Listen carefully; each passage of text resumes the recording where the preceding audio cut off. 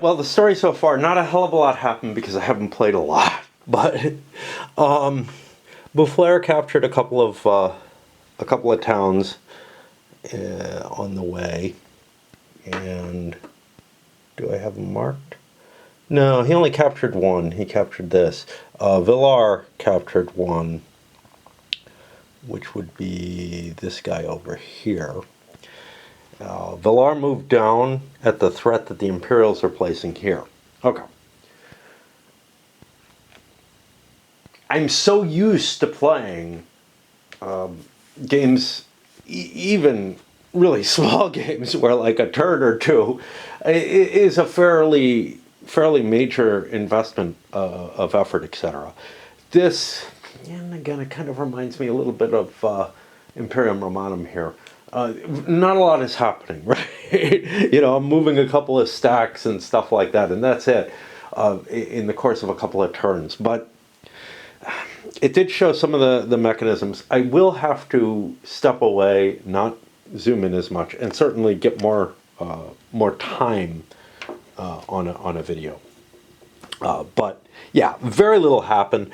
The Dutch Anglo forces gathered together to threaten Boufflers there, and he's kind of not really thrilled with the idea of attacking, of pressing on. Anything he does, he can be intercepted by that combined force. On the other hand, Tilly here was unable to advance and join the force because he too would have potentially been knocked out. Now, let me check that. Maybe I'm mistaken about that. Because I know that there's some sort of, like, they're not called zones of control, but the interception may require that you not be blocked off. So like this trace here, I couldn't trace through here because of this. I can't trace through there. So actually I think Tilly could get there. But I'm not absolutely certain about any of that. Oh boy. Interception.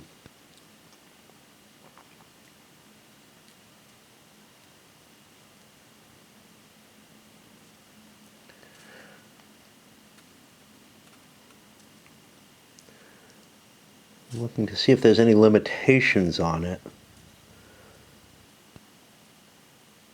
There don't appear to be any limitations. And I don't believe you have to stop moving. You just can't trace supply, which might be terrible. Because that's a 45, but we're in happy fun land where we don't care about supply lines for that small a force. So yeah, I did the right thing by not moving Tilly there. Okay. I guess we start with another turn. And what are my plans here? Well, I need to get supply over here is the main thing for this. So that's going to go down there. Boufflers wants to get his supply. I could throw it all the way up here, but it's going to have to trace back anyway. But putting it here doesn't really do me a hell of a lot. So let's put my supply up there.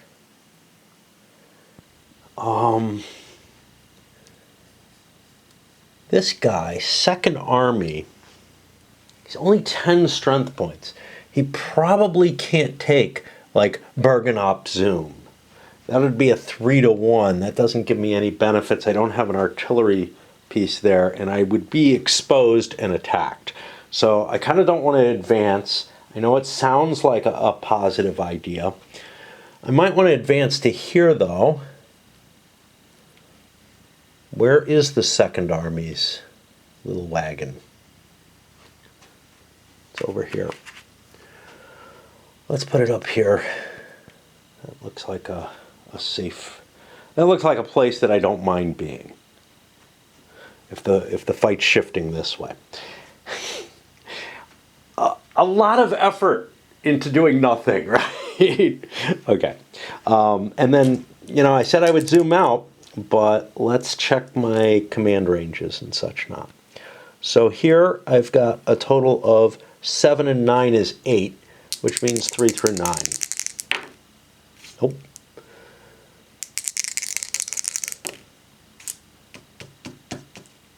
That's active. Bouffleur is active. You know, again, though, I don't think I want to do anything with them. All right. And yeah, for movement, I can't do this. He is going to, 1, 2, 3, 4. He's going to just move onto that line. 1, 2, 3. It's a minor river. 4, 5 to here. We'll leave Bouffleur alone. And go to the Allied turn. For the Allies, I consolidated all of their depots here, or magazines, or whatever. And what are my secondary places? Good question. Dutch armies 1 and 2. I'm going to move Dutch Army 2 back up here. We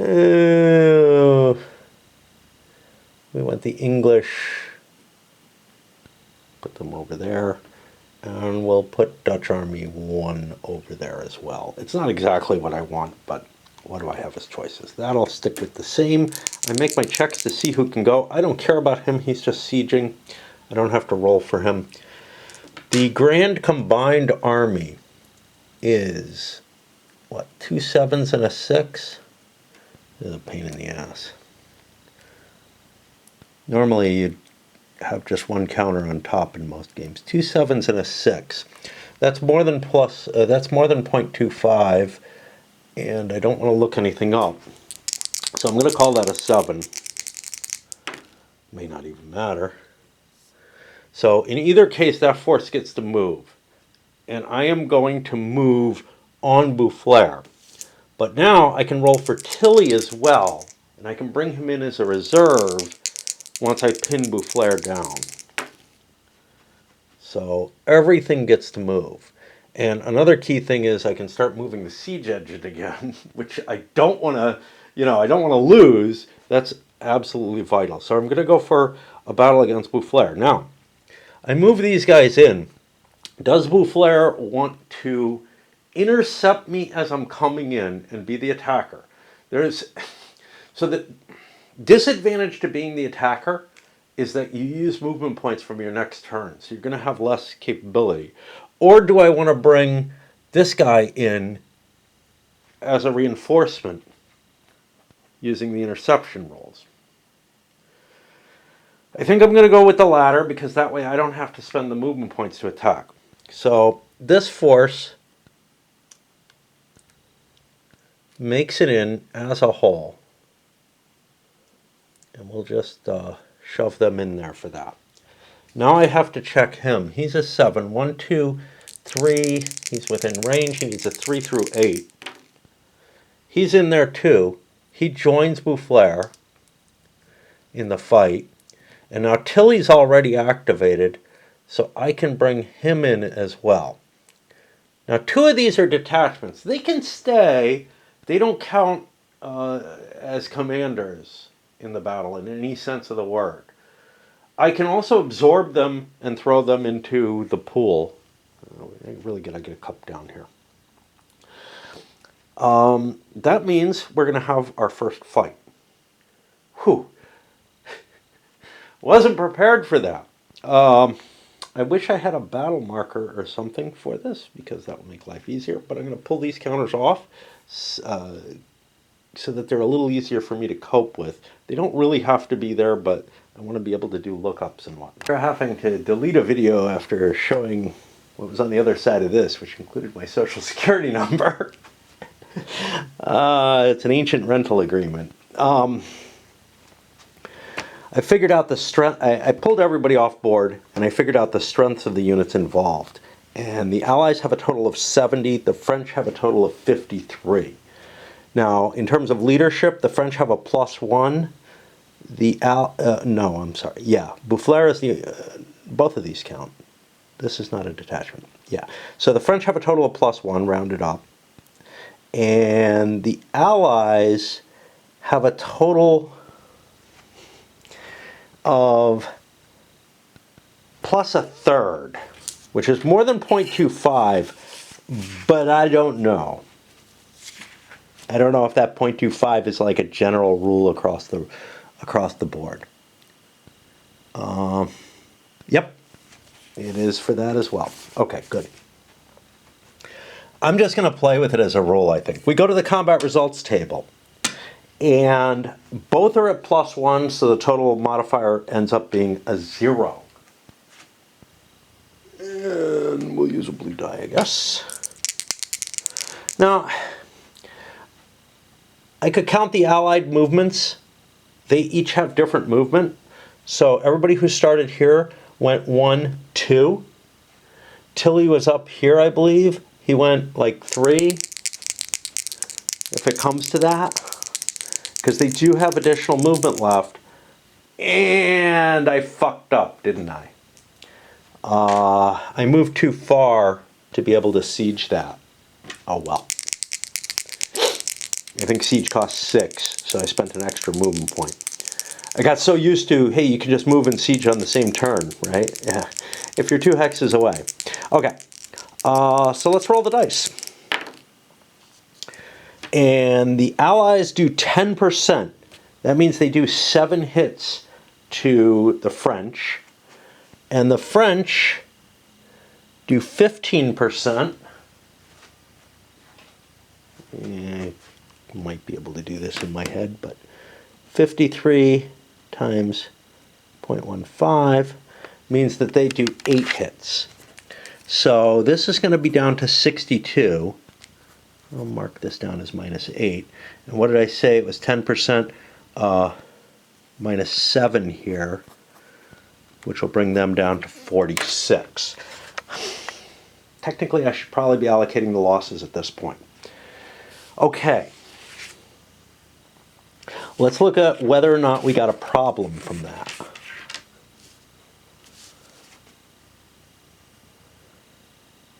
And again, this will get easier next time.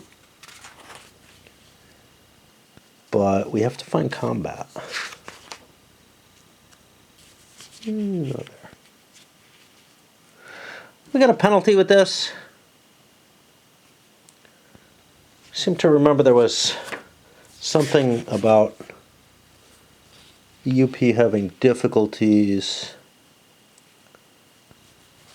beyond what I've... Let's not get lost there. Oh, where are the combat rolls? Okay, we got pursuit. That means we're there.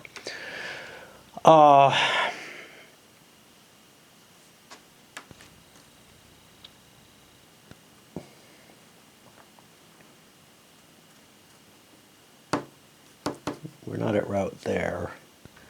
Both sides roll. If a force takes losses in excess of 15% of their own strength. All right. Not quite. And definitely not. Now, is that in a single round?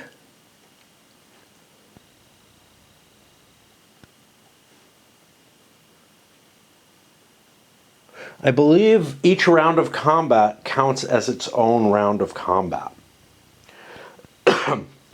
Which means we're down to 46 strength points. How much can we get into the fortress? Because if we can get inside the fortress, we're perfectly fine. Can't be more than double the organic strength. Yeah, no chance. I thought it was like 4 or 5 times. Yeah. So I got an option that I could retreat if I wish. As the French, the Allies are fine. They're stronger, so they're more likely to want to fight.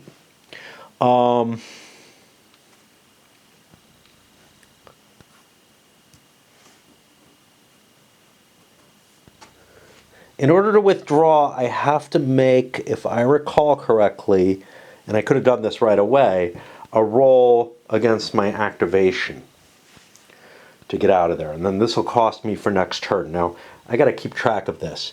So he moved 1, 2, 3 movement points. He moved 3 movement points. Tilly moved 1, 2, 3 movement points. And the rest of the allies moved 2, which I'll worry about when they go. This thing has moved like 3 movement points.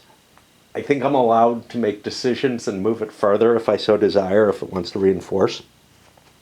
But this gives me kind of an idea if I want to, finish the siege or whatever with what's remaining. Tilly can't be included in that siege combat.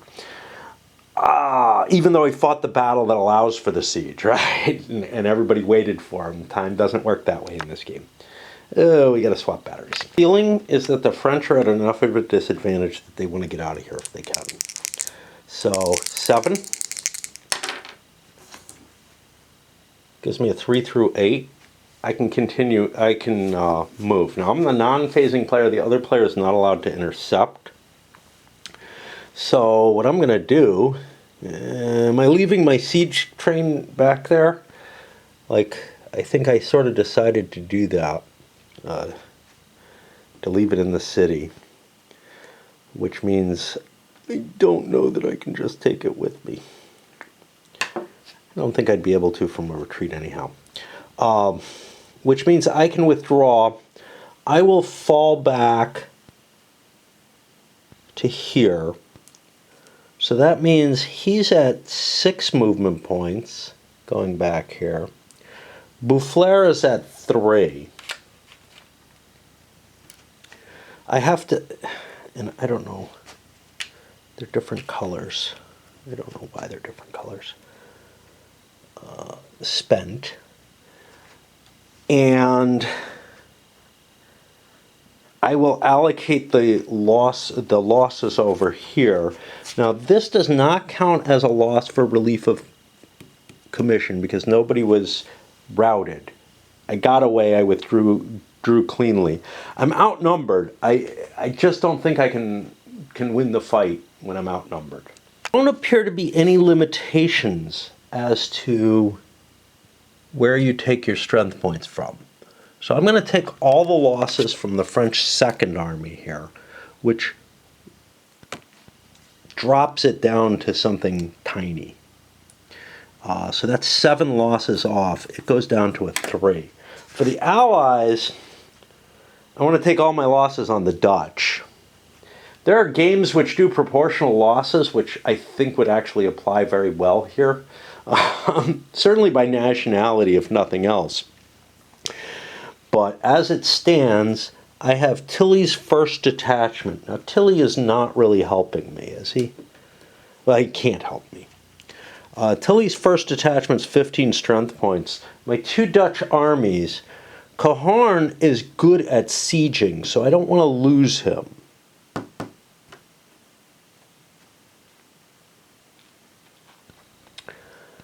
He's also my only battle advantage here. So I'm going to take my 8 losses off of Tilly's detachment. That is detachment 1, which drops it to 7. I might actually absorb him because he's just not doing me any good. What if I do that? What if I absorb Tilly into armies 1 or 2? Army 2 is Cohorn. Why don't I just do that? We'll put that up to 22. We'll get rid of Tilly's detachment. Technically, I can't. I can't do that yet. Okay. So right now, though, that means I have 37, 47, 55 strength points. I have enough movement to siege. I can bring this in. 55 strength points to the French 2. That is going to give me 10 to 1. So plus 2, plus 3. I have Cohorn, that's 13.4. Was I at plus 3? I can modify the result by one level in my favor. Well, what the hell does that mean? I'm going to give that a +1 as the effect. But that is not what I would say. Like, does that mean I can take a dash to an honors of war? May modify the result by one level in his favor. I think it does. And that seems just too potent. Given that it's an optional rule, I'm just going to give him an additional +1 on the die roll, not what that seems to imply that it is. So I was at +2, +3, right, +2, +3, +4 for Cahorn. With Cahorns being optional, I guess. That gets me to a 6. I'm not able to do anything because of that. Now Tilly gets absorbed. He goes back in the cup. Not that I have a cup here. We don't need these anymore.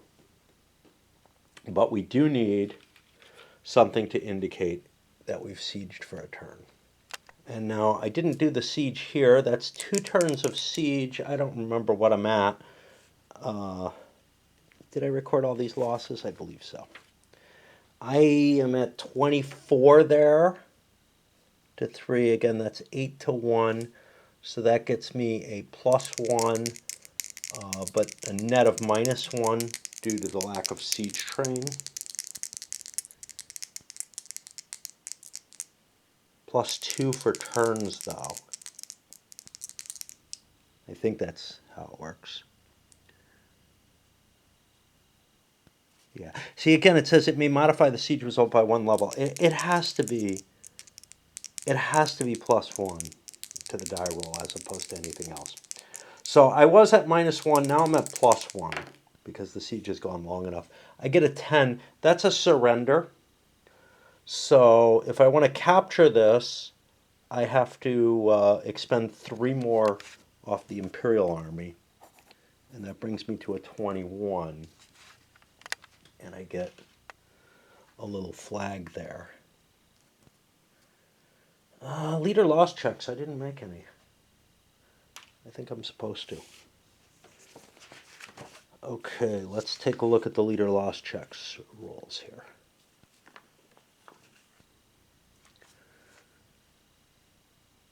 Okay. Force takes losses. The inflection for each leader on the side which receives the losses. Ones would be a loss. Okay. Loss sends you back to the pool. It's not going to capture you, and nothing kills these leaders. So we're not going to worry about Tilly because he was there. But from the top, 1, 2, this is on the Allies, 3 no hits. And then the French, Boufflers, and the other dude. Nobody's hurt. Okay. If they had been lost, I'd have to have pulled another leader for them. And that might have affected things.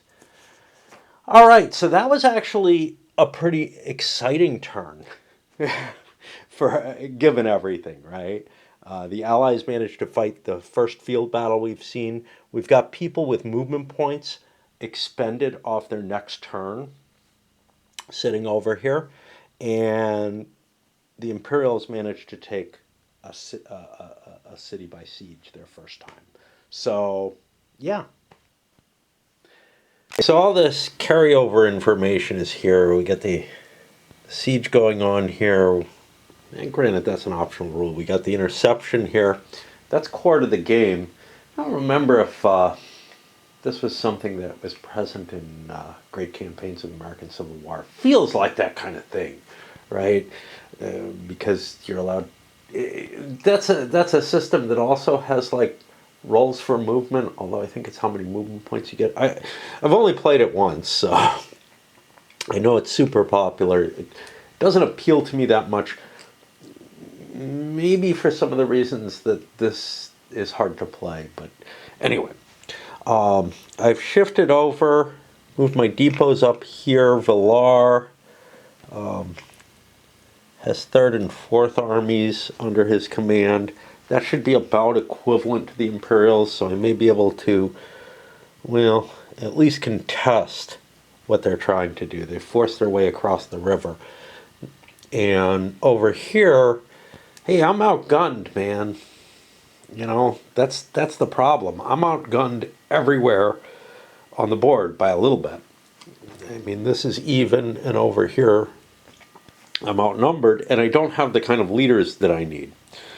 Okay. So, let's try coordinating these. That gives me an 8. So it's 3 through 9. Those are active. And over here, what the hell do I have? I have a pair of 7s, I think. Pair of 7s. Great. Don't know that I want to move them, but not going to get the option. Okay, so we move up to here and declare an attack. Oh, I got to remember the extra movement point for attacks. You know, it's really hard. Even if there was a player aid that helped with it, though, I would make these mistakes. So these guys came 1, 2, 3, 4 to attack.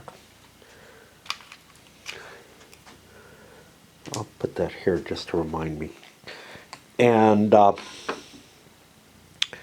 calculated out my forces. We're about equal, actually, here. And in terms of leadership, we're going to have a +1 on our leadership. So, roll a blue die for the French, of course. All right, both got a 3 or a 4, so they're both going to do a 15% hit. And 21 times 0.15 is 3. 23 times 0.15 is 4. This is a big deal, because that slight advantage means that we did 15% and did not take 15%. So we've just demoralized this. How do we mark that? Yeah, I know how we're supposed to. That's going to be a 1-turn demoralization for, that's the wrong pile. Oh, what the hell. That's going to be a 1-turn demoralization for these forces. We make leader loss checks. Valar will be the blue die. This is for the French. And then Baden. Okay. Now we have to look things up, because we haven't had a demoralization yet. There's a few places we have to look. I don't know, place a number check under. Demoralization reduces their activation value by 2. And battle die roll by -1. We've routed. It's subject to pursuit. A free battle roll is made by the victor's surviving force using all relevant modifiers. The losses of routed force resulting from this are going to be prisoners. Okay.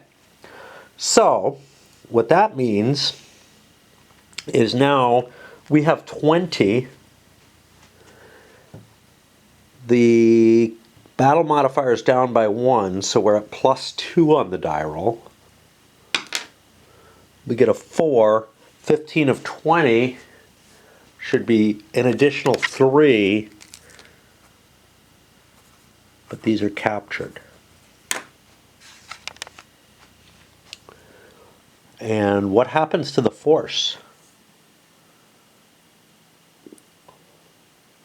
Well, now wait a minute. If I can roll my positive battle modifier or less on one die roll, so if I could roll a 1, I prevent. Yeah, so the pursuit doesn't happen. Yeah.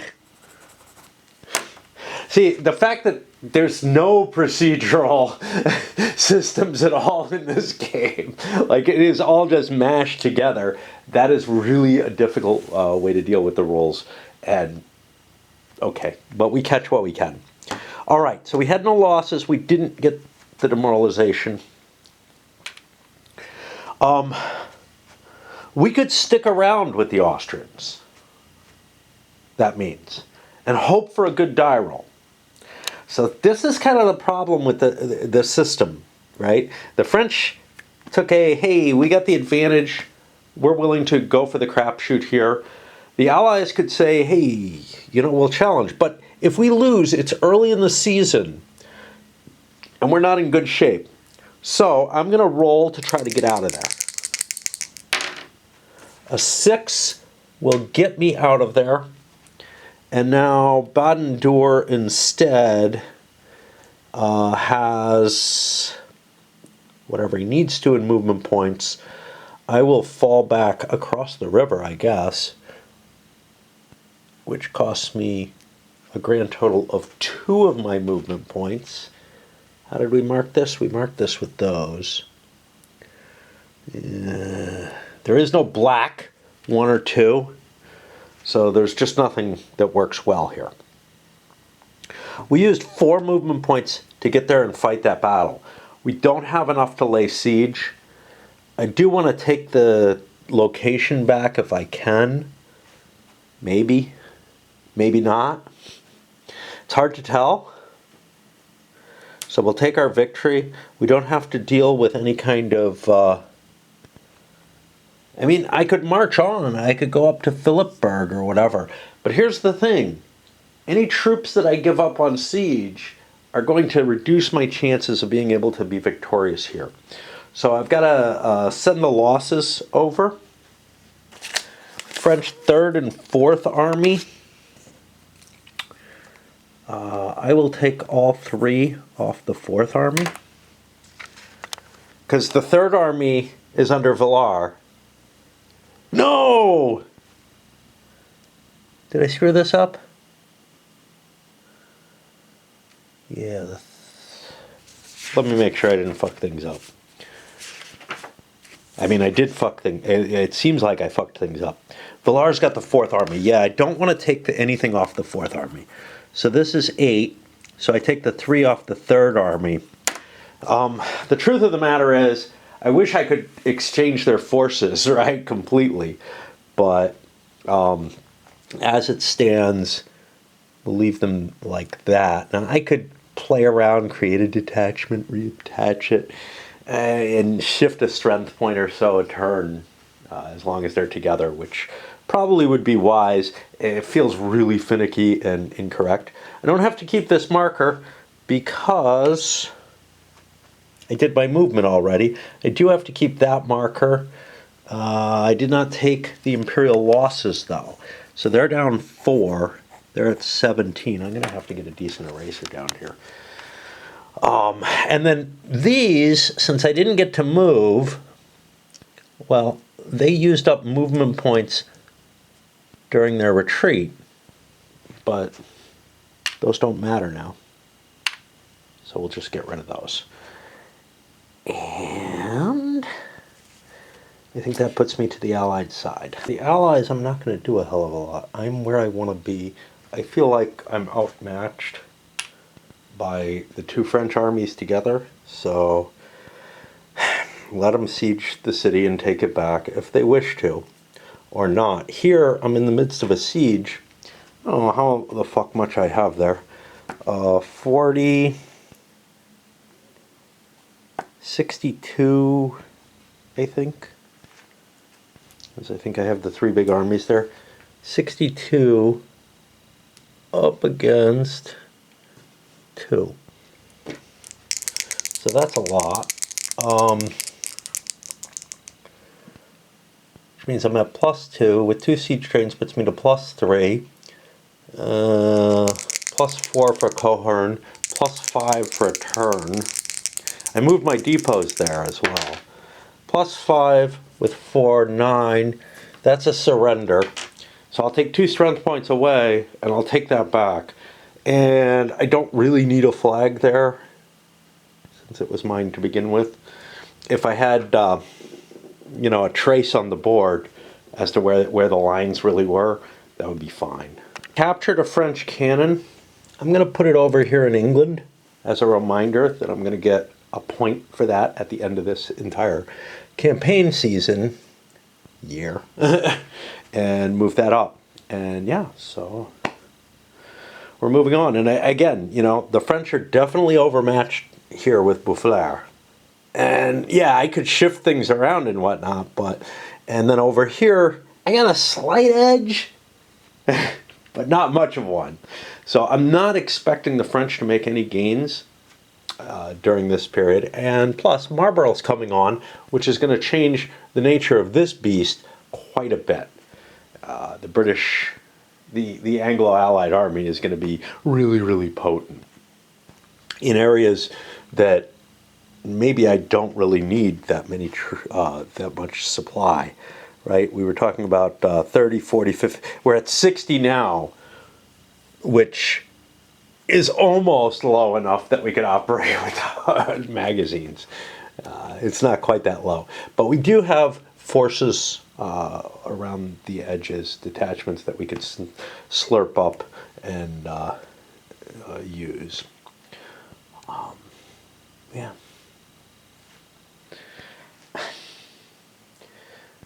You know, with all the fiddliness and all the record keeping and all that, this feels a lot like the kind of things that I would like make to modify games that I already had, right?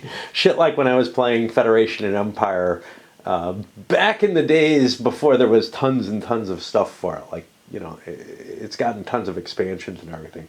I made up all kind of crap to keep track of everything and to keep track of stuff that wasn't covered in the game. And then, or not adequately, because I would also be playing the battles out tactically. And this just feels like that kind of, to play this as written, you have to do all this kind of homemade stuff for the game to work. But, you know, I kind of find that charming, honestly. Anyway, I brought my eraser down. I have two of these. I don't know where the other one is. I thought it would be in there. It's not, because that's where I keep all my pens and everything.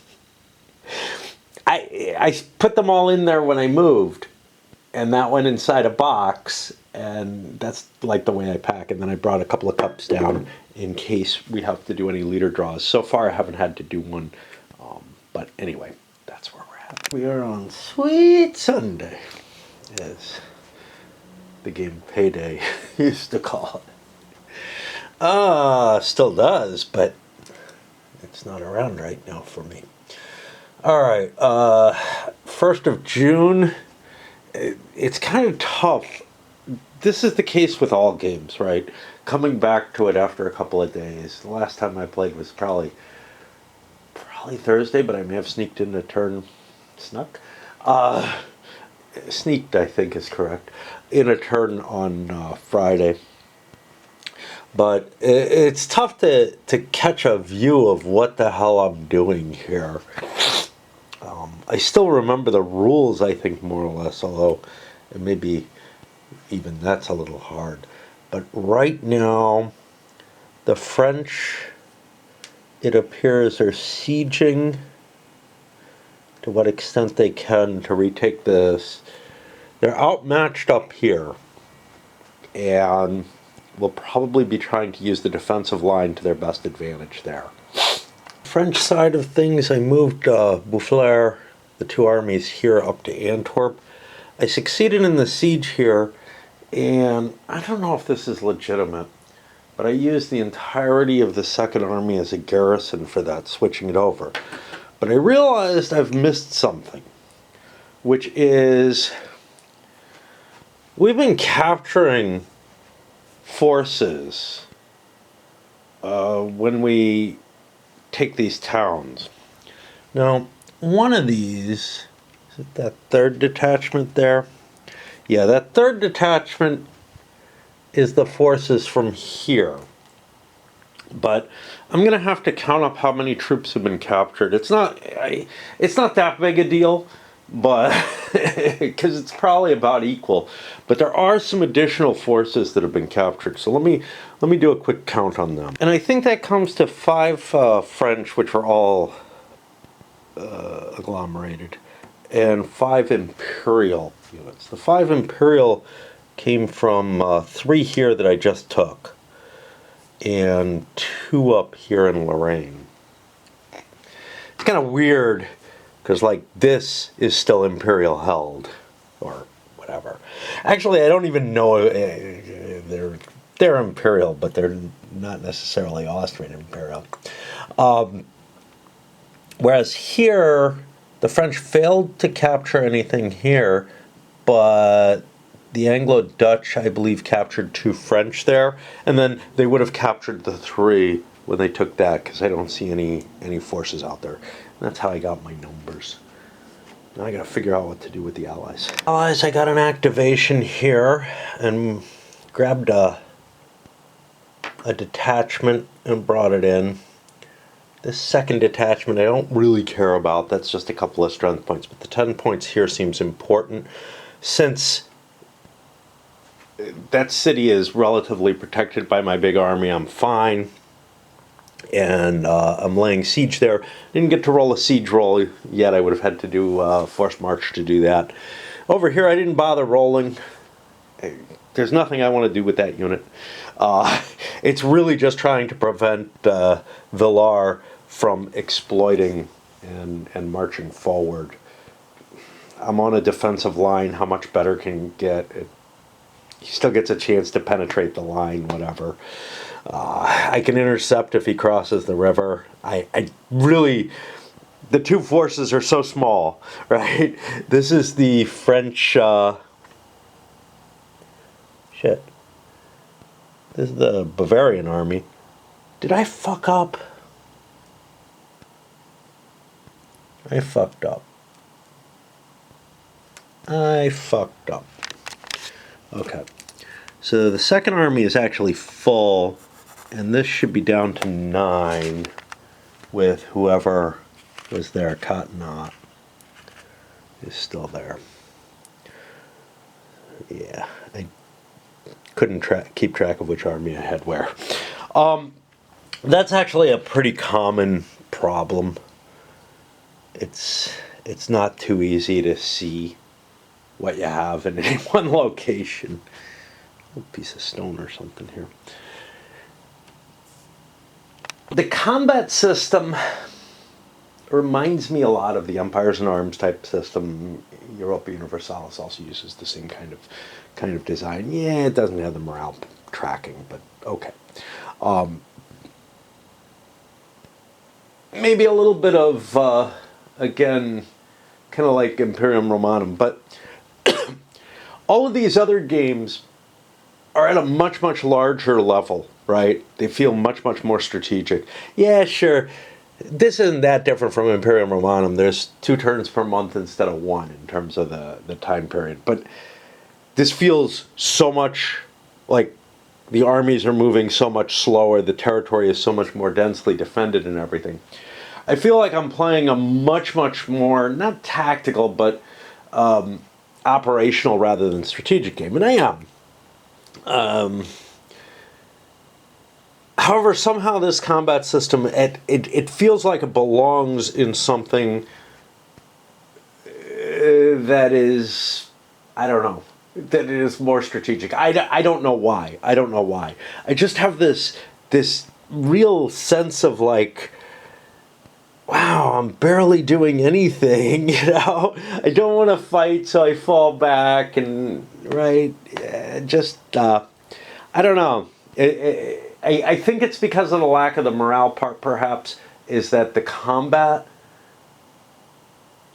it feels like you're definitely going in at a disadvantage in a way that I feel like when I'm playing Empires in Arms or when I'm playing Europa Universalis, especially, I have this kind of, all right, well, you know, I may be at a disadvantage, but this has to be decided. I want to, you know, if I can beat him here through a lucky shot or whatever, then I want the time to be able to pursue forward. And otherwise, I'm just giving up territory.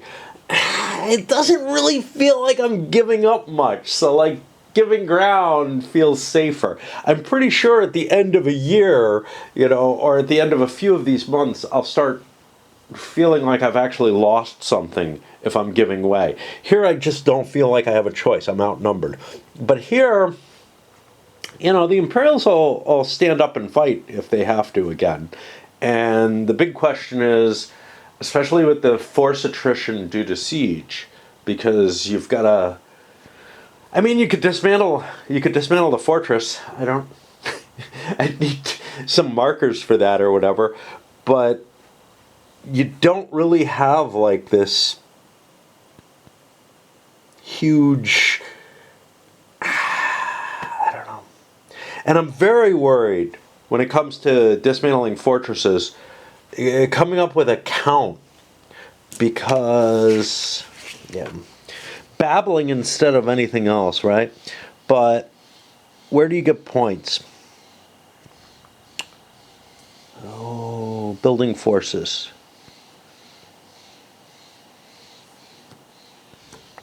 Okay, at least it's only you don't get like 5 points, 3 points. It's only the points for these, and the ones that have it are fairly obvious. First of all, there's a lot of open cities that have it, but then the others have this little white marker to indicate that they have some points.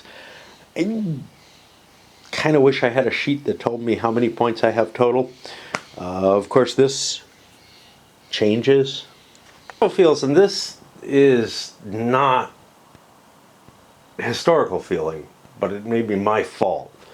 Boufflers has moved up here and taken Bergenop Zoom. It feels like we're kind of just trading fortresses to each other, which does not feel accurate. However, I think the Dutch army is going to march up, try to hit them up here. They have a chance to withdraw. Okay. Over here, Villar has moved into here by using the bridges at Worms. A diet of worms.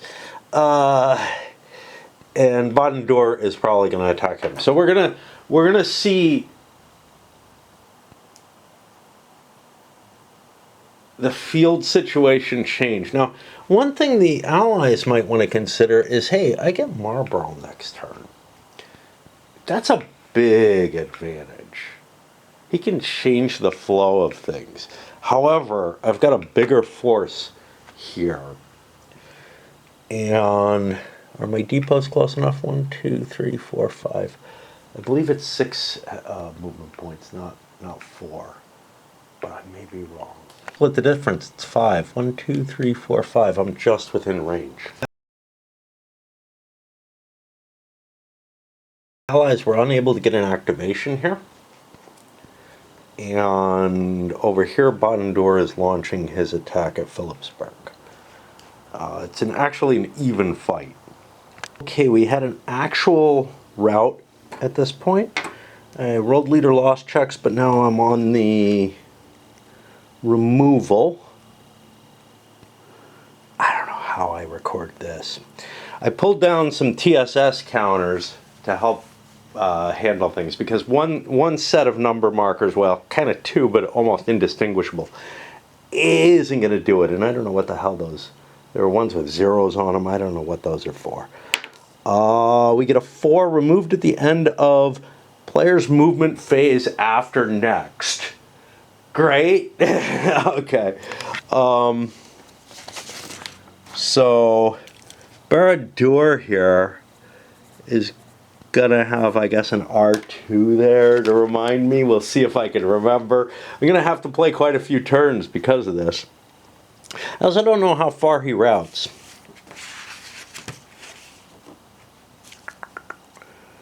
We took losses. Let me mark them down. That took 3 losses, so it's down to 14. The French 3rd and 4th. I don't want to take losses off the 4th because that's Villar.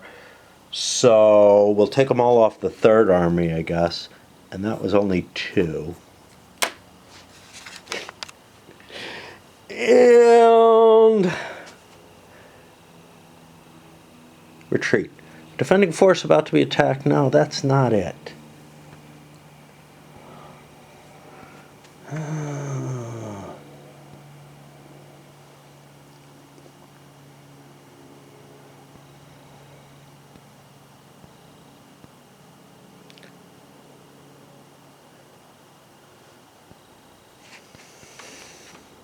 Okay, first of all, I do get a pursuit, which I lost track of.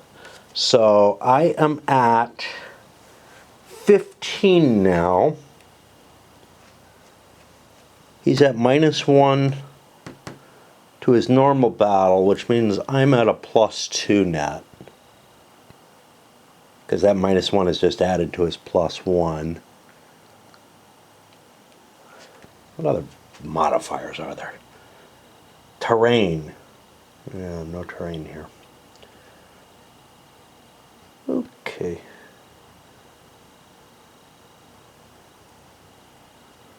What do we got here? Alright, not very impressive, but I do another 15%. That's probably going to be 3 again.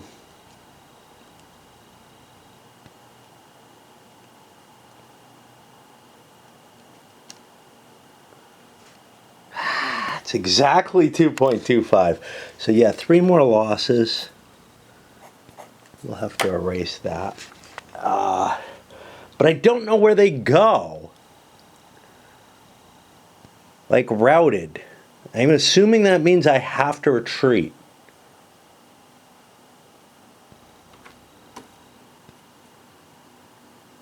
Okay. So this was during the Allied move. So it's not going to cost me from my next move. I'm here at Philipsburg.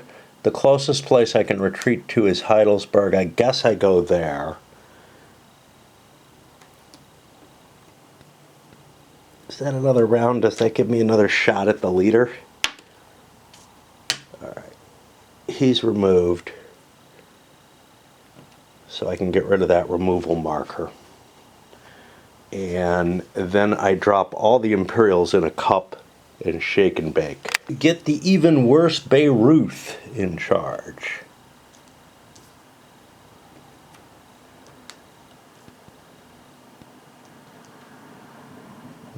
These ended up in the wrong order. Right then. And now, you know, I can decide, do I want to keep fighting it? Do I want to keep sieging Philipsburg, or do I want to try to eliminate the Imperial forces? And, you know, I clear the forces out and I can take more fortresses. If I don't clear the forces out, they'll recover.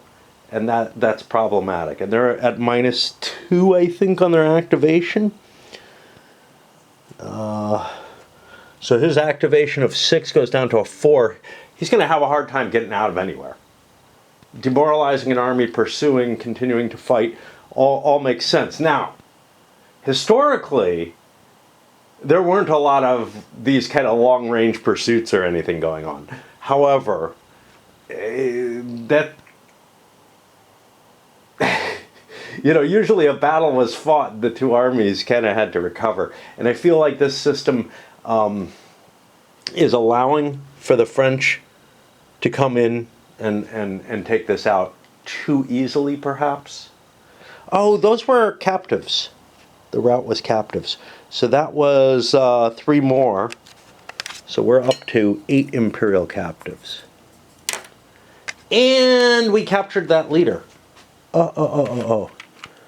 Who the hell was it? It was Baden-Dor, this guy. I'll put him here at Amiens because it'll confuse me anywhere else I put him. Now I gotta see what happens, how and when Marlborough comes on. All it says is Marlborough replaces Athlone on July 1st. So I'm guessing I just swap him out at the beginning of the turn.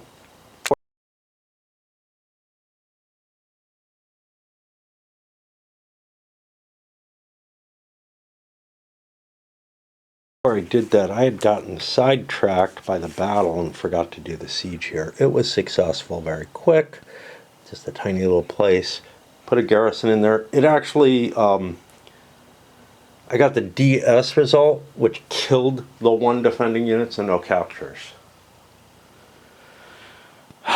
On to the French. All right, Boufflers chooses not to move. Not my choice, it was his. I wanted him to. Valar, however, launches an attack on Heilbronn, or Heidelbronn. The Imperials are unable to get away. That means they're in trouble, and they don't fit in the city. The French were again successful, adding a couple more turns of demoralization on, and forced the Austrian Imperial Army back.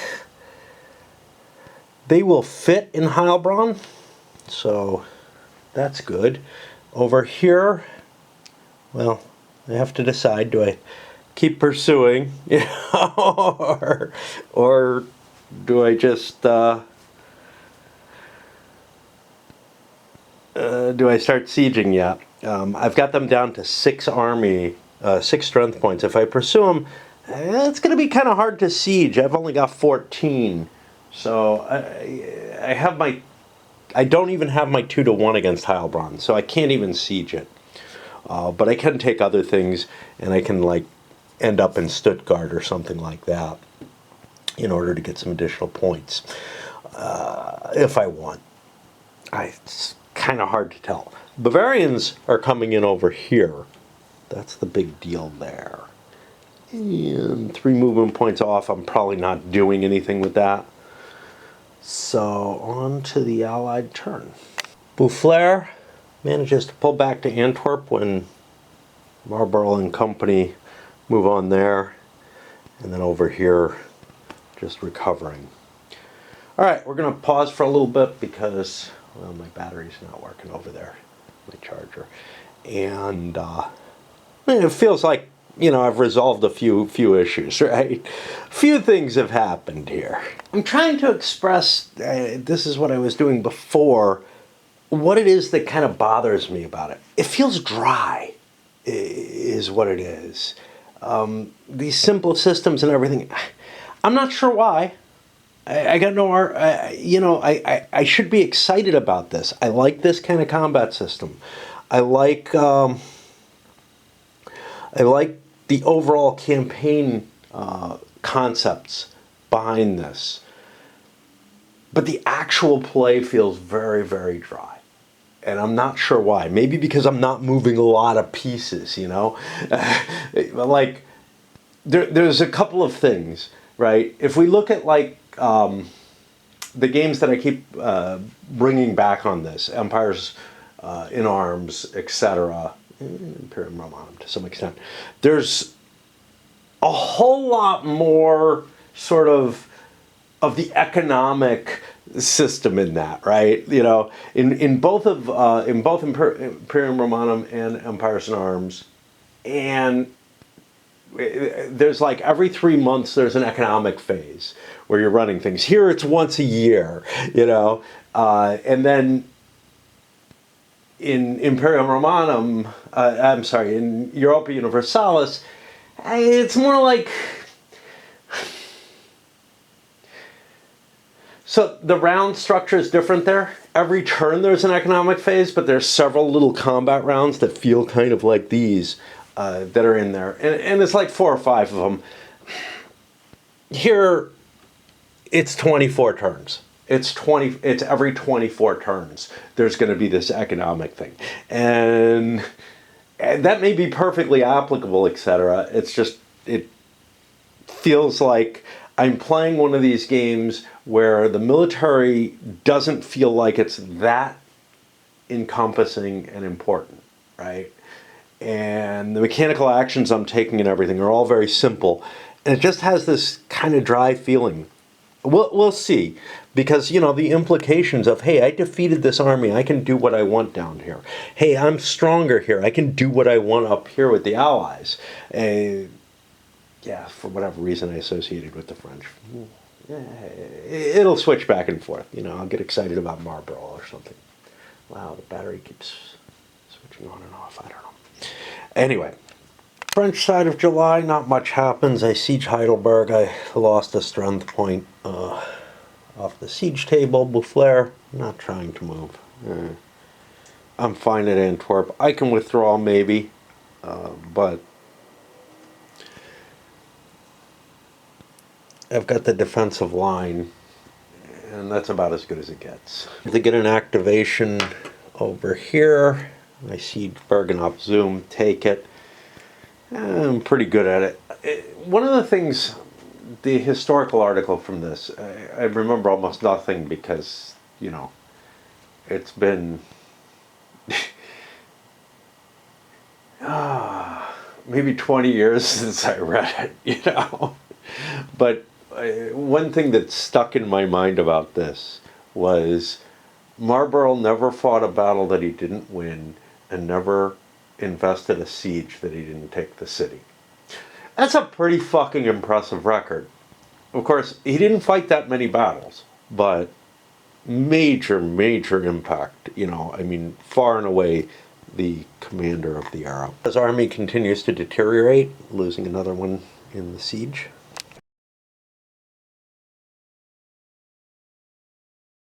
Now, Marlborough, after taking Bergen Zoom, gets an activation. He moves up, snarfs up some additional troops from wherever this is, Breda. And by the way, yeah, I only had 2 strength points there, didn't I? 3. I hope I didn't count that incorrectly, that the honors of war or whatever that weren't present. Anyway, I go down and I hit Boufflers. You know, I'm not good at speaking everything, right? What I hope is that I didn't screw something up in my record keeping, but I don't always use all the words that I should. So now I'm going to try to penetrate the line here. And how do I do this? The attacker, the battle modifier is subtracted, and the result compared to the defender's activation value on the penetration table. Oh, geez. There is no penetration table, but I think it's got to do with the activation table. So what is this here? The battle modifier is subtracted from the attackers, and the result in turn compared to the defender's activation value on the penetration table. Do I have a penetration example?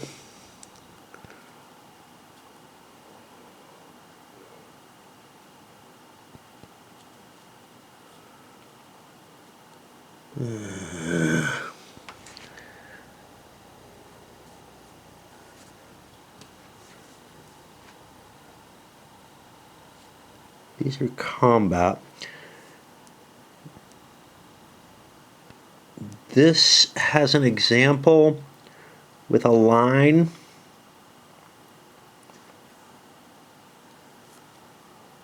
But it's not. Here we go. First French army under Villars is on a fortified line hex. The British army under Marlborough resolves to penetrate. Villars modifier is subtracted from Marlborough's, and the remainder compared to Villars' activation number. Okay. Villars' activation number is a 9. So a +1 is just added to the totals, I guess. All right. So what do we have here? We have a +2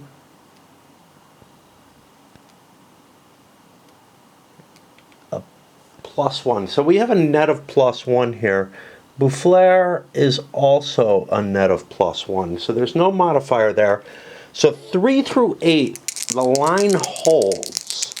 If the line holds, Marlborough has the choice to withdraw back. The line does hold, but I want to defeat the French army, so I'm going to fight them at the line. The modifier of the line is, I think, a -1. See if we can find.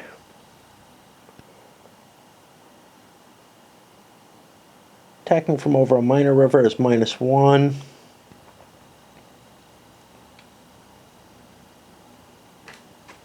And that's not here. Everything's so scattered around.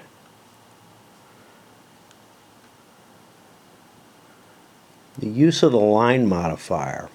I believe it's a -1. Unfortunately, it's not in the terrain effects. Fortification effects? Yeah. It's a -1,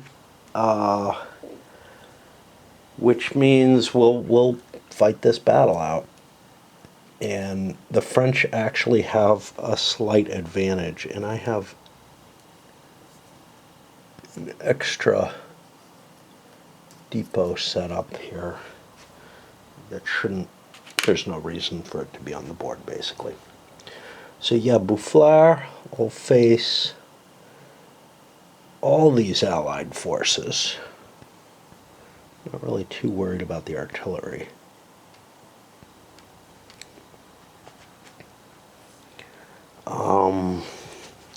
So we're looking at 43 for the French. And the Anglo-Dutch is now 40, 51, 61, 69. Dude. All right. That's not good for the French. The net effect is a +1 on the French die roll because it's +1 to each, but they're at -1.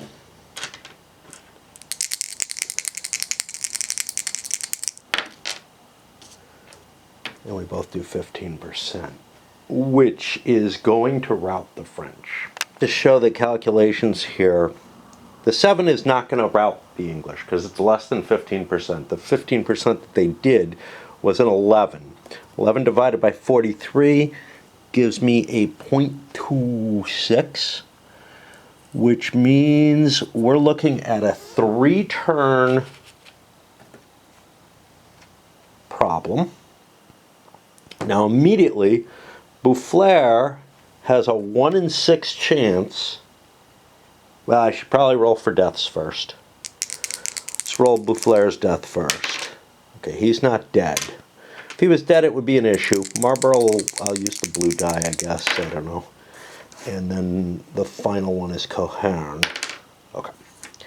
So Boufflers has a 1 in 6 chance of avoiding this rout. He does not avoid it, which means now we have a pursuit coming, which will be at +1. The line no longer counts, and Boufflers has a -1 for being routed. And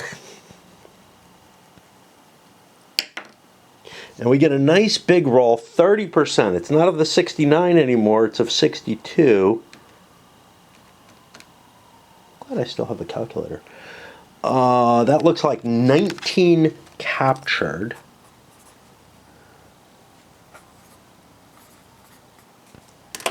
And that is very bad. And then an automatic retreat as well. The losses can come off the line, which is going to be destroyed no matter what. That leaves the French with just 14 strength points. Now, what did I do for movement? I went 1, 2, 3, 4 for the attack. That means I don't have a lot of movement left. I can't invest Antwerp with a siege. I could destroy lines, which might be worth doing. However, Antwerp is a really valuable place to take. It is worth production value, actually. So I think I will siege it. I'm going to look at the political situation as well, but I believe the Dutch are allowed to operate within France, the Spanish Netherlands, all kind of places. So, although they have restrictions, it's basically to prevent them from sliding down into Germany or whatnot. I didn't mention I got a remove in 2 turns for Boufflers. Again, this is a pain in the ass to track. He's waiting here. And that feels really finicky, right? Like, just either remove or not, right? But there's already like so many die rolls and everything. Villeroy continues his siege. He didn't lose anything this time. On the English side, Antwerp was captured. 4 of the 5 surrendered. The other one was killed. And I relegated some more Dutch there. You know, there's all these political rules about the armies and whatnot. I feel like they don't really quite work because, one, there's no proportional losses. So, but also, I can like drop stuff off in a garrison and then pick up that garrison. Sure, that's going to eat up movement points. I've got to dismantle fortifications and stuff like that in order to do it. But, you know, it feels really kind of like, wow, they went through all their way making these optional rules about the how many turns before somebody's dismissed and shit like that. That all feels very, very much like they're trying to reach for something that's way beyond the scope of this magazine game, you know. And then they don't just put proportional losses in, which a lot of games would have. Sure, I can add it. I feel like I should. Because, you know, like the Brits aren't taking any losses, man. And they're more free to operate than anything else. I have to think whether or not I can do something because, sure, I'm not that worried about Valar here, but now the Bavarians are coming in on this next turn, and that is problematic. And I don't think I moved the turn marker. I believe they're coming in this turn. French, I got the Honors of War option. Oh, I forgot to bring my Bavarians in. Fuck. Gotta do that. I got the Honors of War option and I passed on it. Boufflers is replaced by somewhat less combat capable but a little bit more active Tallard here. Let's look at those Bavarians because I unfortunately just skipped them and they show up in scenario 1, not in the main one. Elector of Bavaria enters the war with 12 and a siege train at Donauworth. Okay. I don't have an Elector of Bavaria counter. I also have these Spaniards. I don't know if they're just thrown into the French pool right away, or at some point I'm going to wait until the end of the first year to throw them into the French pool. But I think that's really what happens. So odd even for which Bavarian shows up. I get this Bavarian and I'll throw the other one into the pool. And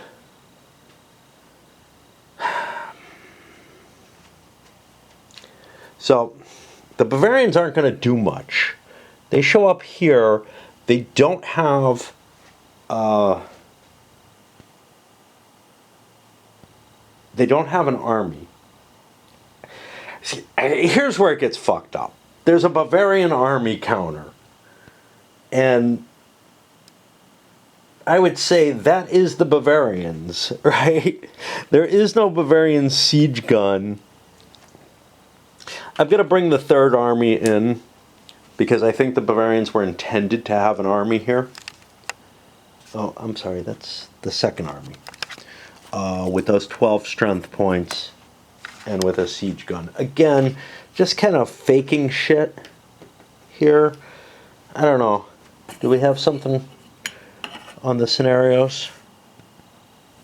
No. Alright. By bringing in an army, that means... So the fact that I have a siege artillery is why I'm bringing in an army. Because it doesn't make sense. I can't conduct sieges without an army, essentially, because I want this. And I will open up by placing this because it doesn't say it's there. And then I am small enough that I can move. I don't believe I'm big enough to knock Austria out of the war, I hope.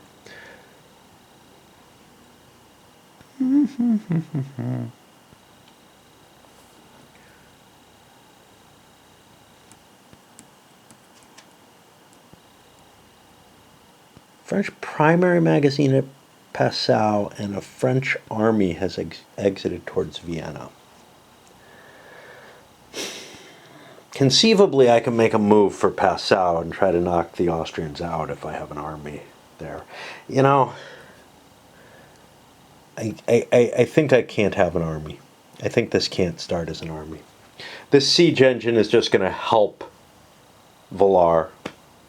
He's really got to kind of combine with him.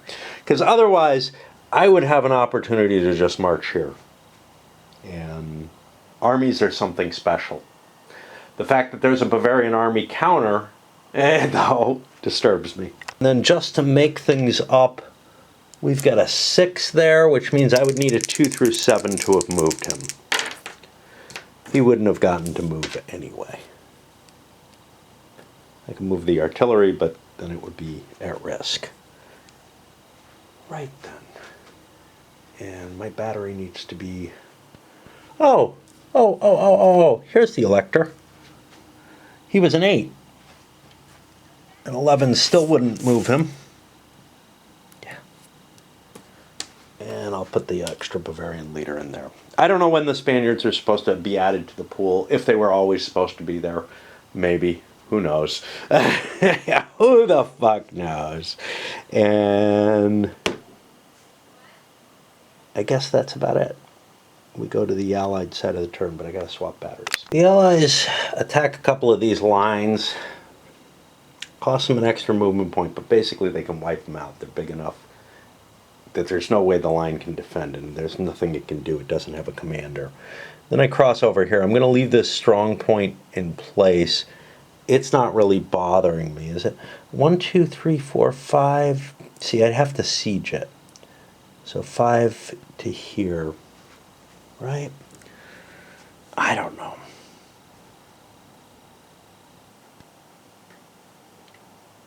Or it can be attacked normally at the cost of 1 movement point with a -3 modifier.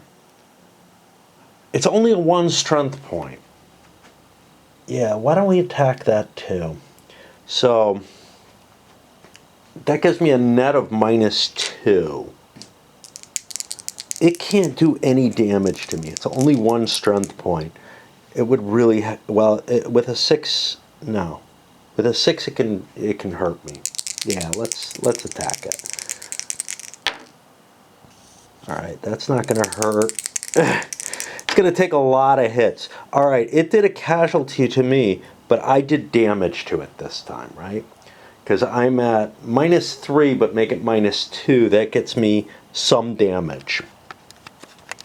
So we'll go up to a 6 there, and then I get to destroy this fort. So that was 1, 2, 3, 4, 5, 6, 7, 8 to here, and lay siege to that. Do I want to lay siege to it? I don't know. My real goal is to get to Brussels. Brussels has a huge productive value, and by defeating Tallard there now, or by taking the city. Now Tallard has 14 strength points. Brussels can only hold 10 additional strength points. So I can't even stand and take a siege there, which means Marlborough and company are going to make a lot of ground there. Oh, what is my political consideration here? Let's just make sure.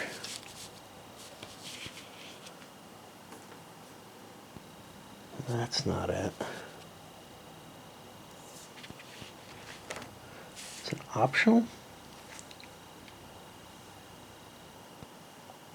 Dutch political interference. The Dutch often... If Dutch wishes to move against or intercept an enemy force in the Spanish Netherlands, Cologne, or the Empire. We're not doing either of those. So we're not affected by this. Whenever a force in which one of the co-commanders is Dutch, reduce the activation value of the force by 1. Yeah, so if I want to go here, I have to pre-announce that, I guess, in order to launch an attack. That's a little problematic, but that's okay. Because I am now in the Spanish Netherlands, I believe. Again, the borders aren't really all that. So the borders are clear as to the beginning, but what is the Spanish Netherlands like? If I capture that territory, is it still considered Spanish Netherlands? I guess, but it feels a little odd because if territory had already been captured, I feel like the Dutch would have been more willing to try to defend that territory. I don't know. Anyway, I moved that marker. We're getting relatively late in the year. Winter quarters.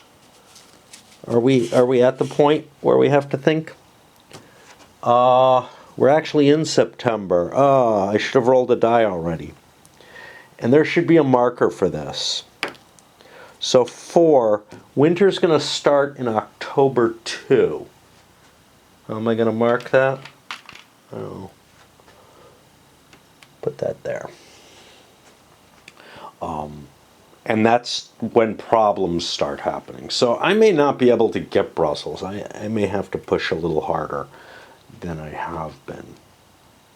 French finally took Heidelberg, and we go back to the Allied turn. I pulled out of Brussels. This is a big deal because it means the Allies can actually just march on Brussels without having to make that check. Well, without having that additional penalty. It would have mattered. I rolled exactly a number that would have failed had I been penalized. In addition, I successfully captured Brussels, got the defender lost 1, captured 4 units, put 4 more strength points in there. That's a big swing of power. Taking Antwerp and Brussels. Over here, I don't feel like Villar has a hell of a lot that he can do. We shift up here. The Bavarians have not been moving. Close to the winter. Tallard is not doing anything. Villar got a successful check. Check for my Bavarians. Probably don't want to do shit with them at this point. They're active. Is there anything I could take? I own Ulm already. Just move there. Doesn't make much difference. Villar kind of would love to take Frankenthal here, because that would give me spires, because it's the closest fortress to it. However, if I move there, I could go 1, 2, 3, 1, 2, 3, whatever. However I get there, it's going to cost me 3 movement points. That doesn't leave me the 6, and I don't want to force march, it's dangerous. That doesn't leave me the 6 that I need to launch a siege. My chance of a siege succeeding anyway isn't all that good. I only have 9 strength points, which means all I get, I don't get any bonus, I just get the -2 for siege trains. So I think Villar is done for the season. And I will go to the Allies, who have to make their own decisions at this point. And really this is just, what does Marlborough want to do? Does he want to try to take anything on this last turn? Would be kind of useful to take this, just to prevent the French from being able to deploy way up there. I can probably do that. So let's make a shot to see if I didn't roll well enough, which means I'm not going to move these. I drop down to winter quarters turn. On the French turn, They're both going to declare that they're going into winter quarters. I am double size. I'm able to last in there, which means I could have 12. So Valar is going to park himself there. And the other army, why is Bouffleur still there? The other army's 14 strength points, and this can hold that. So yeah, I'll stay on the map. That makes it harder if the Allies want to siege, but I've declared that I'm in winter quarters, which means very little. But for the Allied side, I believe they also are both going to enter winter quarters. So we're done. Now comes the complexity. This is the funky stuff. Since everything's declaring itself in winter quarters, the Bavarians will as well. We have to determine the new front lines. And this is where things get kind of complicated. Let me check redeploy forces. Yeah, I'm able to go anywhere. So I can take my pieces off the board, but what I have to do is I have to note the new captures. And to do this properly, see, I don't know if I want to use a grease pencil. I think I have some little markers and whatnot, some erasable markers that I can use. I think I'm going to bring up a plexi and try to draw a front line on that. But I have to note what things are owned and what aren't, and kind of draw the line where it's going to be. And it's not going to be exactly where you think. For example, this fortress means that I own these areas for the French. Maastricht is still going to control, well, no. Yeah, that's actually Allied controlled. So yeah, actually, the Allies control this line. Okay, they control the river line. But this is going to remain French. You know, we're going to have some interesting little bulges here, like part of Lorraine has shifted over, etc. And I'll draw it in. For the most part, the terrain doesn't really matter. What really matters is the forts and fortresses. In order to kind of do this, I took most of the pieces off, but I left the flags in place and dropped myself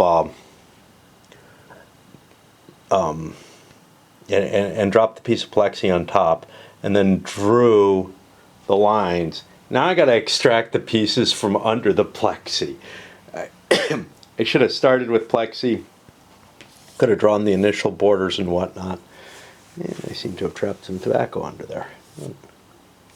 Not all of it. Well, yeah, it's all under there. Oops. Anyway, so this is the main line. There's a little thing here around Heidelberg. Mannheim is as close to either, so it doesn't really matter. It's an open city of no value. And then coming up here, this is maintaining the original line, basically. Although all this territory the French lost, actually, these I screwed up. I chose to use a China marker because I have no idea where my little marker pens are. These hexes are actually still controlled by this, but Antwerp has reflected. So I've got, like, you know, some forces across the, some possession across the river. I've got like this ball sack sinking down here. Oops. I bet you Weston, yeah. I missed these. This line comes across here. And so that gives me a general feeling. It really doesn't matter. Empty hexes and such really don't matter very much at all, although they might for setup, but screw it. This gives me a general idea. Now I extract the pieces and put them back where they belong. And hey, the tweezers are going to come in very handy for this. Too bad. You know, Yes, I had to lift things up, so things got a little misaligned, and I moved them back, and I think I've mostly got it right. All right. Why did I use the China marker? Because I can't find... I know I have these dry erase pens somewhere, but I have no idea anymore where. Maybe it's in with my wife's stuff. I don't know. Or it's in a box somewhere. Who the hell knows? All right. So we determined the lines. Exchange and ransom prisoners. Well, that's not what's supposed to happen, is it? Well, building forces, see, they're in different order than they appear here. That's really annoying. Exchange and ransom prisoners. Captured units must be exchanged. SPs 1 for 1. Odd leaders equal for exchanges, 1 SP or 1 economic point. Odd SPs are 1 SP each. Well, in order to do this, I have to figure out the building forces. Now, this is all fucked up because the coup de main happens in between the exchange and the ransom. Let's switch the order of that. Let's do the coup de main first. Where is that? Is that an optional rule? Yeah. During each interface between the exchange and the build phase. Yeah.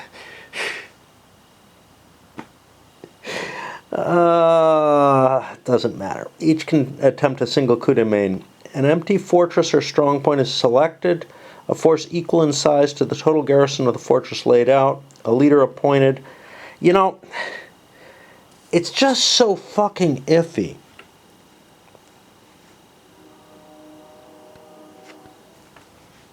The Allied army was at Brussels, so I could put quite a big force there.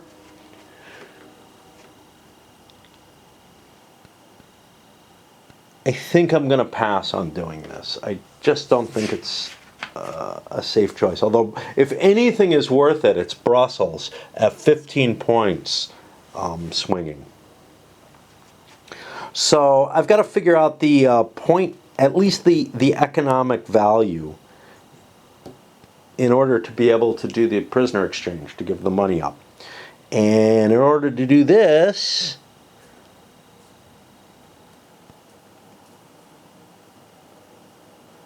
I guess we just count up the points for each side. I'll record that up here or something and come back. Best I can tell, the French have 125, the Bavarians are worth 16. The Northern Allies are worth 20, the English are worth 50, the Dutch, including Brussels and Antwerp, come out to 100.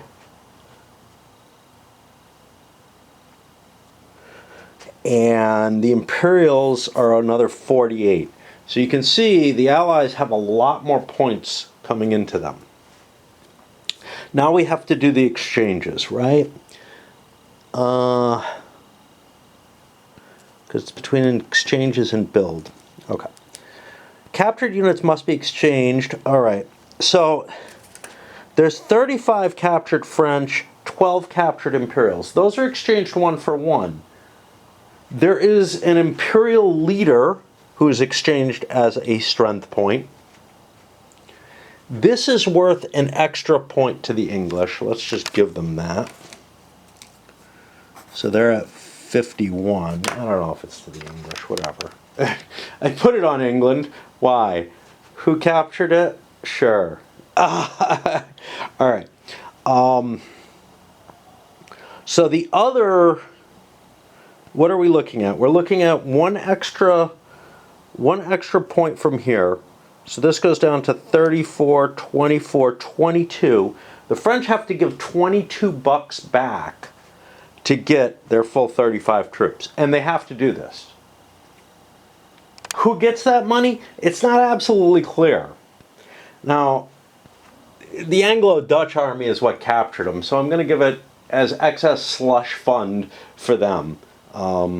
Probably the English, you know, I'll take it because, again, they operate with less restrictions than anyone else. And I was going to throw the Spanish leaders in too. I'm I could get rid of somebody like Tallard, who's not very useful. But, like I said, I don't think I want to do a coup de main, which means it's time to build forces. And essentially, each unit that I have, each strength point that I have that's not in garrison, costs me 1. Each siege train that I have costs me 5. Armies, I can freely buy and disband armies. They're not an issue. They're 5 either way, but the siege trains cost 10 to rebuild, or to build new ones. Strength points costs 2. I can save money if I so desire. Take a look at the calculations for the French to begin with. After by the way, I cut my finger on the damn plexi. No pain or anything, I just noticed I had some blood on me. Nothing big, but so let's look at what we have. We have 125 minus 22. The reason the French are easy is it's all consolidated. So that's 103, make it 119 total. Now,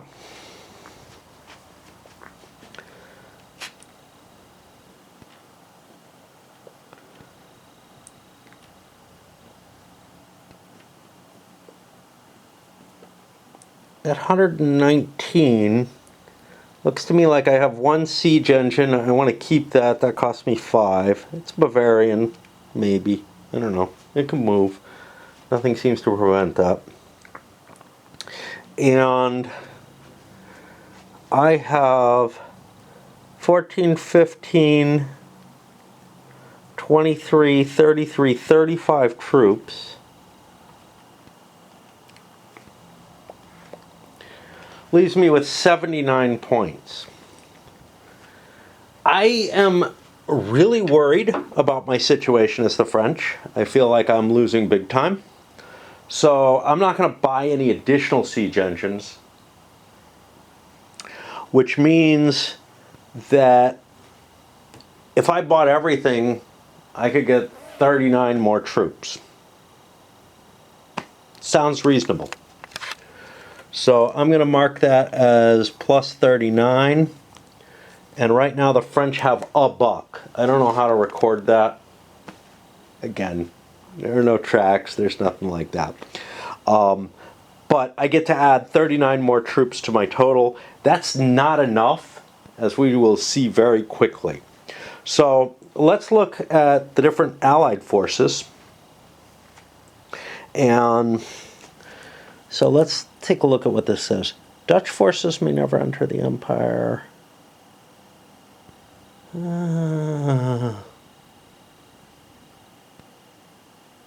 See, I don't know. The Northern Allies show up somewhere. I think it's in Kassel, but I'm not positive about that. Armies detachments may be deployed, including isolated longs and stray. Strong points can be deployed after armies return any unwanted leaders.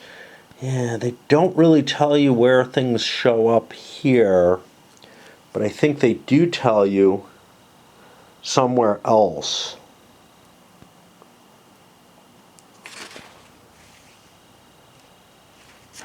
Where people have to show up.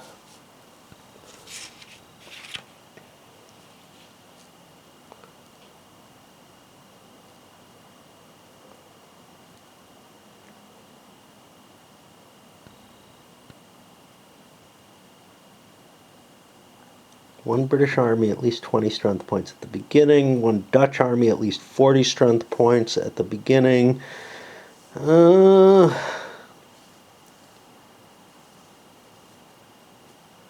Must always be an imperial of at least 5. The Northern Allies form separate detachment placed at Kassel each year. Yeah, that's the one thing that says anything. So let's do that. We will put the Northern Allies up here. They have $20. They spend it. That's their force. Okay. They were easy.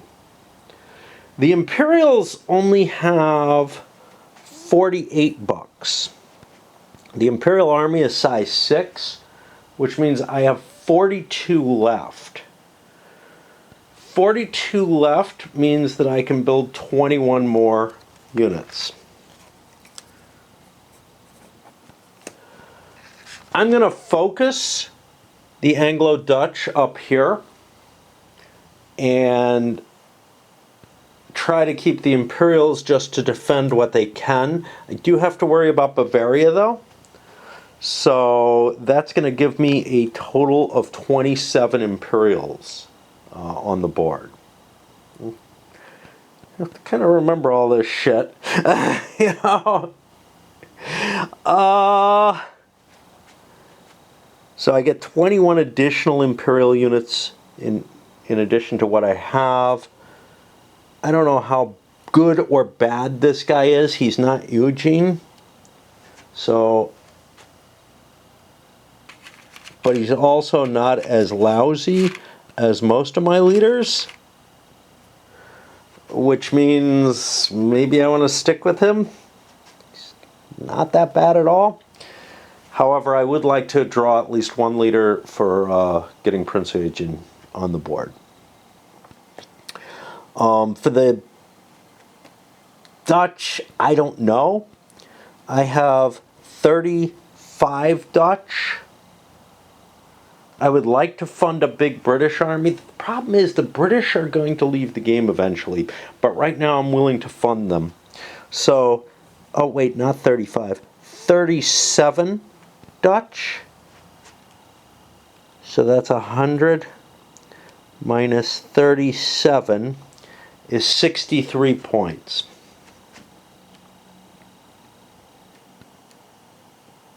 I have a siege engine somewhere.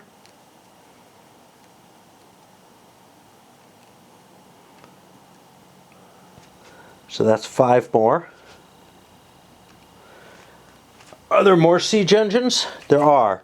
I'm going to buy another siege train because I feel like good stuff is coming my way as the Allies, which means I have 48 more points. I'm going to build 24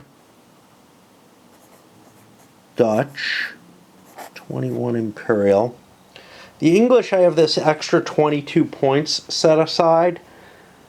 There are 51 plus 22 gives me 73. My army size is 18. I haven't bought any armies yet. Fucking hell. I gotta buy armies. So like the French are gonna have to lose like 5 of their units if I can deploy 2 armies. I probably have to deploy 3 because I have the Bavarians as well.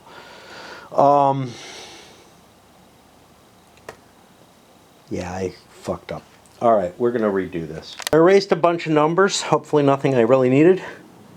The French are at 125 minus 22 plus 16 for Bavaria. That leaves me with 119. I had a siege engine. I don't want to throw that one away. I'll keep it. I think I need 3 armies. I need a Bavarian army, an army in the north, and an army in the south. So I'll subtract 15 from that. And that means I'm going to be adding 99, which means I'll be adding 49 strength points to my army. And I get an extra buck, which I'll use a marker and just put it over there to remind me that I have a buck. Northern Allies were peachy keen fine. Not going to get a siege engine for the Imperials. They're mainly, I think, going to be a backwater here. So I said I had 48 points of Imperials. Minus 6 leaves me 42. Minus 5, so that I have an Imperial army, brings me to 37, which means 18 Imperial army, which I think is the same as I had. No, it wouldn't be.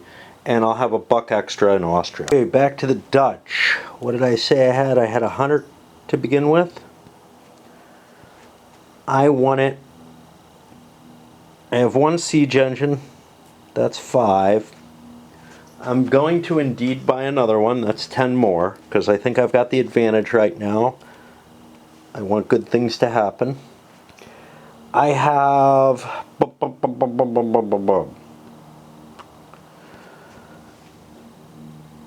35, 37. And I could always swing, you know, some of that excess money that I threw to England. I could swing some of that away if I wanted to. How many Dutch armies do I want?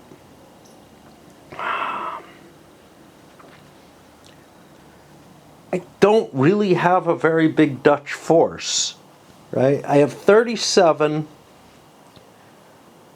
I have to have at least 40 in one army. Well, between my armies. I think I can field 2 Dutch armies, just like I had before. So we'll subtract 10. I got 2 armies there. That leaves me with 38. So I will be adding 19 Dutch. And that's it. And then for the English, I said I have 51 plus 22. I have 1 English siege gun. An English army. I'm only allowed one of each. That leaves me with 63 additional bucks. I didn't pay off my English though. I have 18 of those I gotta pay off. So that leaves me with 45 bucks. So I'll build 22 more English and put a buck on them as well. There's no order in terms of how you redeploy forces. It's not like one player does it and then the other player does it. I'm assuming it's kind of hidden. But being that I am not a quantum wargamer, I have to do things somewhat sequentially. So I've set up all the allied forces to begin with. And what we have here, 2 Dutch armies, one at 40, one at 16. I drew my leaders, or I drew a replacement leader for the kind of crappy one, and I got even worse, this Slagenberg. I'm giving him the role of defending Maastricht area. Is that where I had to redraw this because Aix-la-Chapelle is, I believe, in France. This is kind of a tricky thing. It's this space right here. And it looked like it was more in green than otherwise, but then when I look here and the little dashed line goes through there, so goes above it. So I think it's supposed to be part of France. The British have a big old army of 40. I've got them with Cohorn. It's not what I wanted. What I wanted to do was have a commander in charge. I wanted to have the larger Dutch army in charge under Cohorn to conduct sieges. And I wanted Marlborough to do work with the smaller Dutch army in terms of advancing the attack and maybe also conducting some sieges, because I have 3 siege engines down there, or up there. For the Imperials, I drew a leader for the Allies. I got a nobody. I'm sure he loves that. The main force was over here. That's only 24 strength points. I've got that position way over here because I'm worried about Prague. I'm worried about the Bavarians setting up there and trying to advance. But I do have this here, so, I mean, those I can place whenever I need to. But, and that's it for them. Now I figure out the French. The French have an extra 49 strength points. It's not a lot. They do not have very much here. And did I pay for all my armies? I should have 3 French armies. I'm going to get rid of some of these leaders probably. I like these 2. He's kind of nice with his leadership capability of 8. But actually, I just could get rid of someone. I'll look through the French and Spanish and whatnot leaders and see what the pool is like, whether or not I want to keep this guy. I want people with a combat bonus. The reality is, this guy is he's not as good as it gets, but he's good enough. So I don't want to replace him. The Elector is pretty good. Villar is obviously pretty damn decent. Now, how do I want to set up? Trying to ignore what I have for the Allies as to, hey, what kind of focus do I want to put on this? I feel like I need to roll dice to make these decisions because I've made my decisions with the Allies already to some extent.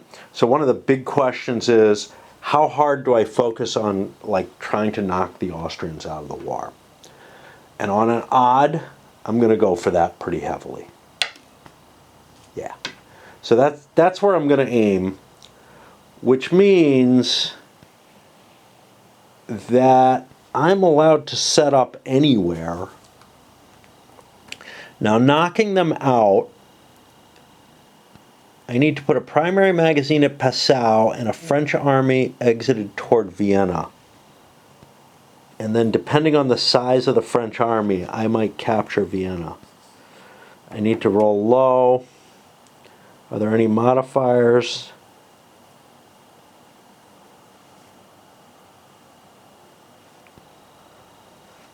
I don't think there are any. So I'm going to try to set up a Bavarian force.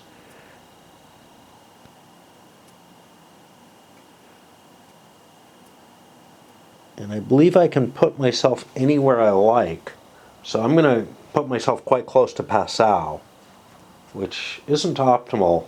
But here's the thing. I can't really risk sending the whole army out. The magazine has to be at Passau. Passau's not very easy to defend. So, you know, unless the Austrians started way up on the line, this wouldn't really work very well. French alliance, I put 25 because that gives me a good roll, 2 through 6, near Passau, in case I can take things easily. I put Villar, I split Villar, the rest of the French army, another 44 strength points between Villar and up here. I'm going to lose up here. The thing is, though, between these two, I might be able to take the Austrian army out and then engage down for Passau. Historically, when this kind of thing was attempted, Marlborough made a shift down. He had Eugen supporting him and everything. And the Dutch threw a shitty fit, but whatever. All right. That means we are set to go into 1703. And we see when the game starts. It starts in June 2nd. All right, so there aren't all that many turns each year, actually. Because we then have to worry, in August 2nd down here. So we're only looking at 6 turns. It could go to winter right here. So a late start on things. But yeah, we made it through a year. I'm wondering whether or not, I'm pretty sure I went through this process before, not with the plexiglass, but this process of figuring out what the values were and everything. It may be, there are a few different options, but it may have been that one side was beating the other so badly. And I kind of feel like the Allies got such a jump here that they are winning it. But I think it was in the other direction that the French were winning. Was beating the other side so badly that I just said, you know what? After a year or two of this, I didn't want to go through the annoyance and all the pain of doing the economics, because it is burdensome and there isn't a lot to support you here. I've got Mr. Calculator, that helps. All right, we're going to send this up.